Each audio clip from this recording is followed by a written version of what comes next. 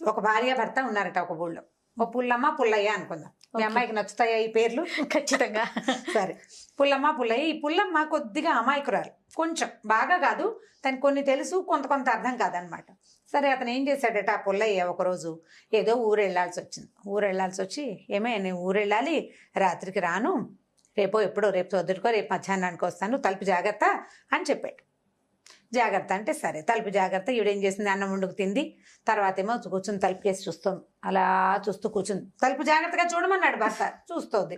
ఇంతలో ఏమైందంటే, పక్కింటి ఒక వెంకయ్య గారు ఒక ఆయన నుంచి, ఏమోయ్ మీ అమ్మకు ఒంటో బాగుండలేదుట, ఆ ఊరు నుంచి వచ్చిన వాడు ఎవడో చెప్పాడు, ఒక్కసారి మీ ఆయన ఎలాగూ లేడు కదా, వెళ్ళి మీ అమ్మని చూసిరా అన్నాడు. అనేసరికి ఈవిడేమనుకుంది, సరే వెళ్తే బాగానే ఉంటుంది, మరి ఇల్లు ఎలాగా, ఈ తలుపు ఏమో జాగ్రత్తగా చూడమన్నాడు, ఈ తలుపుని వదిలిపెడితే ఎలా కుదురుతుంది? అవును, తలుపుని వదిలిపెట్టి వెళ్ళకూడదు. భర్త ఖచ్చితంగా చెప్పాడు. ఆయన చెప్పిన పని తూచా తప్పకుండా చేయాలి మనం. అందుకని ఏం చేసింది, జాగ్రత్తగా ఒక చిన్న గుణపం ఒకటి పట్టుకుని కాస్త అలాగా గోడను తవ్వి తలుపుని చేత్తో పుచ్చుకుంది, తీసుకుంది, ఊడబీకింది అనమాట. సింపుల్గా ఊడబీకి సంకలో పెట్టుకుంది. ఇప్పుడు పాతకాలపు ఇల్లు అంటే పెద్ద పెద్ద ఇల్లు కాదు కదా, సుమారైన గుడిసెలు, పెద్ద తలుపు కాదు, ఒక మాదిరి తలుపు, ఒక మనిషి ఒక మాదిరిగా మోయగలరు దాన్ని. ఈ తలుపుని సంకలం పెట్టుకుని నడవటం మొదలుపెట్టింది. మొదలుపెట్టాక ఏమైంది, ఆ వెళ్తుంటే ఒక్కతే వెళ్ళిన అలవాటు అమ్మాయికి లేదు పాపం. ఎవరితోటైనా వెళ్ళే దారి వేగ్గా తెలుసు తనకి. కాకపోతే ఈ ఒక్కతే వెళ్ళేసరికి అలా పైకి ఈ తలుపు జాగ్రత్త, ఈ తలుపుని సెన్సేపు తలుపు జారిపోతుంటుంది, దాని పైకి సంకలోకి ఎగ తీసుకోవాలి. ఈ గోళ్ళ పడి ఎక్కడో 2 మలుపులు దాటేసింది పక్కకి. దాటేసరికి చీకటి పడిపోయింది, తెలిసిన దారిలాగా కనపడలే. ఇప్పుడు రాత్రిపూట లైట్లు ఉండవు, ఊళ్ళకి మధ్యలో ఏమో అడవులు లాంటివి, చిన్న చిన్న చిట్టడవులు లాంటివి ఉంటాయి, ఎంతో కొంత చెట్లు తోపులు ఉంటాయి, నెరాబాగా ఇప్పుడు రోడ్లలాగా ఉండవు కదా, అది లేదు. ఇప్పుడు ఏం చేయాలి బాగా ఆలోచించి, సరేలే చీకటి పడింది, ఎలాగూను సాయంకాలం వాళ్ళు ఏమో పట్ల 5:30, 6 గంటలకు అన్నాలు తినేసేవాళ్ళు.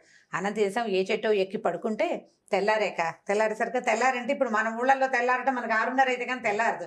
పాతకాలపు ఊళ్ళల్లో 3:30 నుంచి తెల్లారిపోయేది, వేగి చుక్క కనపడంగానే తెల్లవారిపోతుంది.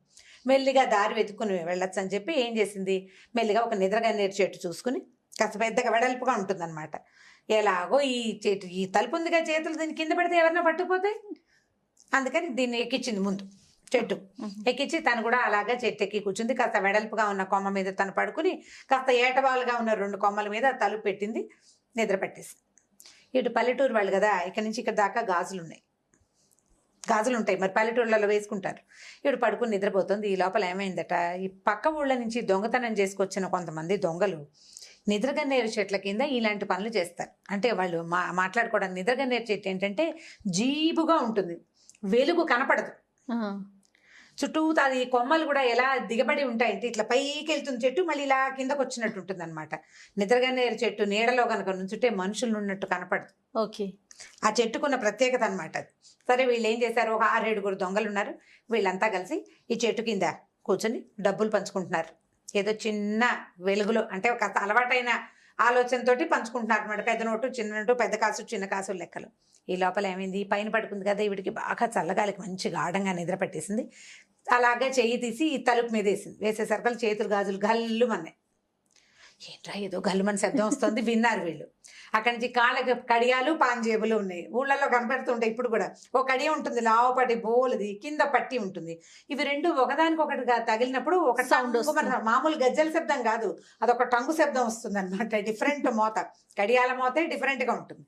ఇది ఒక టంగు, ఈ గల్లు 2 వినిపించినాయి. ఈ లోపల ఏమైంది, వీడికి కాస్త గాలికి మెలకు వచ్చి, నిద్రలో మనుషులు ఎలా ఆవలిస్తారు అంటే సంస్కృతిగా నాగరికంగా ఆవలించరు, అని పెద్దగా నోరు తెరిచి ఆవలిచ్చింది. ఆవలింత, గాజులు, కడియాలు, ఈ మోతలన్నిటితోటి ఏదో దయ్యం రోయి, మనమేమో చేరింది నిద్రగన్నేరు చెట్టు, ఏదో ఉంది పైన వీళ్ళు బెదిరే లోపల ఏమైంది, అమ్మాయి మంచి ఆవలింత తీసింది, గబుక్కుని పక్కకి తిరిగి పడుకోపోయింది. తనేమో వెడల్పాటి కొమ్మ మీద పడుకుంది, ఏటవాళ్ళ కొమ్మ మీదేమో తలుపు చల్లబెట్టి పెట్టింది. ఈ చెయ్యి దానికి తగిలేసరికల్లా ఆ చెక్క కాస్త బోర్లబడి కిందకు వచ్చేసింది, ఢామని పడిపోయింది కిందకి.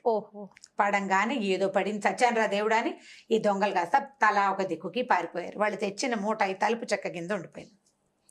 ఆవిడకి మెలకు రాలేదు, చల్లగాలి నిద్రతోటి.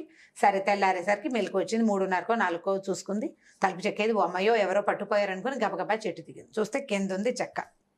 ఈ తలుపు చెక్క ఎత్తేసరికి కింద మూటలు కనపడ్డాయి. కనపడేసరికి ఏమిటో మూటని ఆ మూట సంకలో పెట్టుకుంది. మెల్లిగా తలుపుచ్చుకుని బయలుదేరింది. ఈ వెళ్ళగా వెళ్ళగా ఏమైంది, తెల్లవారే టైంకి ఆ అమ్మాయికి భర్త ఎదురొచ్చాడు. ఆయన వచ్చేస్తున్నాడు, పని అయిపోయింది, పొద్దునే వస్తానని చెప్పాడు కదా, పొద్దున మధ్యాహ్నం వస్తానన్నాడు. ఇదేమిటే ఇదే వచ్చావు, ఈ తలుపు ఏమిటంటే, నువ్వే కదటయ్యా తలుపు జాగ్రత్తగా చూడమన్నా అంటే, నీ బొందా నేను చూడమన్నది అది కాదు, తలుపు జాగ్రత్తగా వేసుకోమన్నాను, నువ్వు ఆ మాట చెప్పలేదంటుంది ఈవిడ. నువ్వు చెప్పలేదు కదా, జాగ్రత్త అన్నావు, అందుకని చేత్తో పుచ్చుకొచ్చాను. సరే ఈ మూట ఏమిటంటే, ఈ మూట ఇక్కడ దొరికింది, తలుపుకి కింద కనిపించిందని చెప్పింది. చెప్పేసరికల్లా వీళ్ళు ఏమనుకున్నారు, ఇప్పుడు ఇంత బంగారపు వస్తువులు ఉన్న మూట ఊరు పట్టుకెళ్తే ఎట్లా, ఆ ఊరేమో పల్లెటూరు. సరే పక్కనున్న జమీందారు గారి ఇంట్లో అప్పచెప్పుదామని చెప్పేసి ఈ తలుపు చెక్కని నెత్తి మీద పెట్టుకున్నారు భర్త గారు. ఈవిడ ఈ మూట మోసుకుంటూ పోయారు ఇద్దరు కలిసి. వెళ్ళేసరికల్లా ఏమైంది, ఆయన తెల్లబోయాడు. ఈ తలుపు మోసుకురావటం ఏమిటి, ఇవేం తెలివితేటలు, మన ఊళ్ళలో ఆడాళ్ళకి ఇంతంత తెలివితేటలు ఉంటున్నాయని వాళ్ళందరూ నవ్వారు. ఈ మూట చూసేసరికల్లా సరే ఊడ తీశారు. తీస్తే బోలెడని నగలు దాంట్లో. అక్కడి నుంచి చిన్న చిన్న చిన్న చిన్న మూటలతోటి చాలా డబ్బులు కూడా కనపడ్డాయి. అంటే ఎవరో వ్యాపారస్తుడు అయి ఉండాలి. అంటే ఈ రోజుకి ఈ లెక్క అని లెక్కలు రాసి పెట్టుకుంటారు. తర్వాత తనఖా వ్యాపారులు ఉంటారు, ఆ రోజుకి వచ్చిన వస్తువును మూట కట్టి రసీదులు పెట్టుకుంటారు, ప్లాండ్ గా పెడతారు కదా. అట్లా ప్లాండ్ గా ఉన్న చాలా మూటలు, అక్కడి నుంచి బోల్డ్ అంత బంగారం, పెద్ద పెద్ద మూటలతోటి డబ్బులు కనపడ్డాయి. కనపడేసరికల్లా ఆ రోజట ముందు రోజు రాత్రి ఆ ఊళ్ళో ఉన్న సుబ్బిశెట్టి గారనే ఒక శెట్టి గారింట్లో పెద్ద దొంగతనం అయితే మొత్తం ఊడ్చుకుపోయారు దొంగలు. ఆయన అక్కడ లబోదిబోమని ఏడుస్తున్నాడు. ఈ లోపల నగర పాలకుడు వచ్చాడట, ఆ ఊరి పాలకుడు. ఆ సుబ్బిశెట్టి గారింట్లో దొంగలు పడ్డారు అయ్య గారు అని చెప్పడానికి. ఒరే ఏవో నగలు వచ్చినాయి, ఈ అమ్మాయి ఎవరో పట్టుకొచ్చింది, తెల్లవారుజామున దొరికినాయట, ఇవి అవి ఒకటే నా చూడమంటే ఆ సుబ్బిశెట్టి గారిని పిలిస్తే ఆయన మూట ఉడదీసి మొత్తం బంగారం అంతా సేమ్ వాళ్ళ ఇంట్లో ఏం పట్టుకెళ్లారో అదంతా ఇక్కడ ఉంది. వీళ్ళ దగ్గర లిస్టులు ఉంటాయి, తనఖా వ్యాపారస్తుల దగ్గర విడిగా పుస్తకం రాసి పెట్టుకుంటారు కదా, పుస్తకాన్ని దీన్ని సరిపోల్చి చూసుకుని వాళ్ళ ఇంట్లో పోయిన ప్రతి రూపాయి ఈ మూటలో ఉందని తెలుసుకున్నారు. ఇన్నేళ్ల నుంచో దొంగతనాలు చేస్తున్నారు. ఫస్ట్ టైం వాళ్ళు దొంగతనం చేసిన వస్తువు వీళ్ళకి దొరికింది అనమాట. సరే అక్కడి నుంచి ఆ వస్తువులన్నీ సుబ్బిశెట్టి గారు ఇచ్చారు, ఆయన వాళ్ళకి ఇచ్చేశారు. ఇచ్చేస్తే ఆయన ఏమన్నాడు, బంగారు తల్లి నువ్వు ఎక్కడ మంచిదానివమ్మ, ఇవన్నీ నువ్వు చేత్తో పుచ్చుకుపోయినా మీ ఊళ్ళో మీరందరూ పనిచేసుకున్నా నాకు తెలిసేది కాదని ఆ అమ్మాయికి కడియాలు అందులో అన్ని కొత్త వస్తువులు ఇచ్చారు. ఆ వస్తువు ఉన్న మూటలో నుంచి తలా ఒక వస్తువు ఇచ్చి, బంగారం శుభంగా వెళ్ళరామా, నీ తలుపు జాగ్రత్త నా అదృష్టానికి వచ్చింది అని చెప్పి పంపించారు. ఈ జమీందారు గారు ఇంత బుద్ధిమంతురాలు అమ్మాయి, దొరికిన వస్తువులు అది పట్టుకురావడానికి అక్కడ భర్త కూడా ఒప్పుకున్నాడు కదా, ఇద్దరు కలిసి మూట పుచ్చుకుని పారిపోకుండా వేరే రాజ్యానికి వెళ్ళిపోతే వీళ్ళని అడిగేవాళ్ళే లేదు. అందుకని ఆయన కూడా చాలా మెచ్చుకుని ఏదో కొంత డబ్బిస్తే వీళ్ళు ఊళ్ళో అంతకుముందు వీళ్ళకి ఏం లేదు పాపం, 2 ఎకరాల పొలం కొనుక్కుని హాయిగా సంతోషంగా ఉన్నారు.